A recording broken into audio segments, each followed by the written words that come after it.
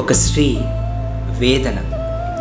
తన వేదన వినేవాళ్ళు కరువైపోయారా లేక కనుమరుగైపోయారా?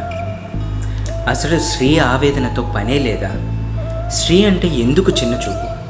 స్త్రీ లేకుంటే నువ్వెవరు, నేనెవరు? అసలు అమ్మేది మనకి. తన కోసం పోరాటం చేసి అలసిపోయిందా లేక అందరిలో అలుసైపోయిందా? తల్లిదండ్రులకి బరువైపోయిందా లేక భారమైపోయిందా? తన జీవితమే ఎప్పుడు ఒకరి వాదనలతోనే మొదలవుతుంది. పెళ్ళికి ముందు తల్లి, తండ్రి, అన్న వీళ్ళ వాదనతో, వీళ్ళ ఇష్టాలతో తన ఇష్టాన్ని బయట చెప్పక, నువ్వు ఈ బట్టలు ధరించాలా, ఇలా ఉండాలి, ఈ చదువే చదవాలి, నీకెందుకు చదువు, వంట నేర్చుకోవచ్చు కదా, ఆడపిల్లవి ఇలా ఉండకూడదు, ఎక్కువ ఎందుకు నవ్వకు, అరే ఇక్కడేం పని, అసలే ఆడపిల్లవి, సోంబేర్లా పనుకున్నావే, దరిద్రం, ఆ జుట్టేంటి అలా వదిలేశావు, ఇలా చెప్పుకుంటూ పోతే ఎన్నో. ఇంకా ఒక విషయానికి వచ్చాక, ఒక వయసుకు వచ్చాక పిల్ల, ఉద్యోగమా అనే సందిగ్ధంలో పడిపోతారు.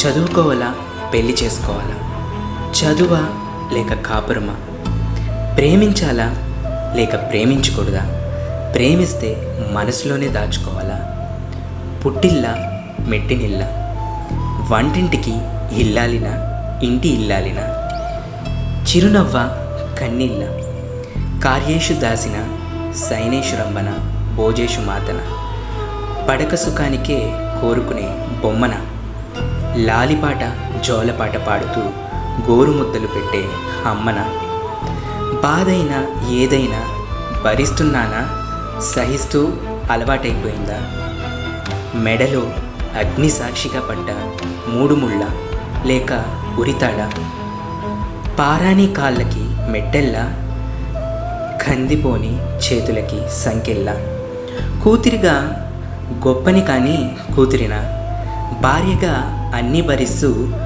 బాధలు తప్పని భార్యన, ఎదిరించాలా ఏడుస్తూ సర్దుకుపోవాలా, ఆదిశక్తిన అందరి ఆనందాన్ని నింపుతూ జీవితంలో చిదికిపోతున్న ఆటబొమ్మన, ఒక్క మాటతో అంటరాయిపోయానా, మౌనంగా ఉంటూ ఓడిపోయానా?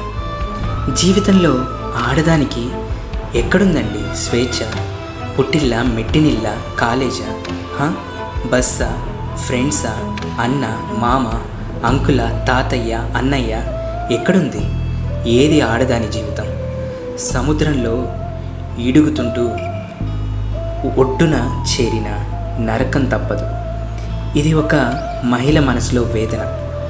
ఒక వయసు వచ్చాక ఆడపిల్లల పరిస్థితి అంతా ఇంతే అని అందరూ అంటారు. ఒక వయసు వచ్చాక కాదు, పుట్టినప్పటి నుంచి చచ్చేంత వరకు ఆడపిల్ల పరిస్థితి, ఆడపిల్ల జీవితం ఎప్పుడూ ఒకరి చేతుల్లోనే ఉంటుంది.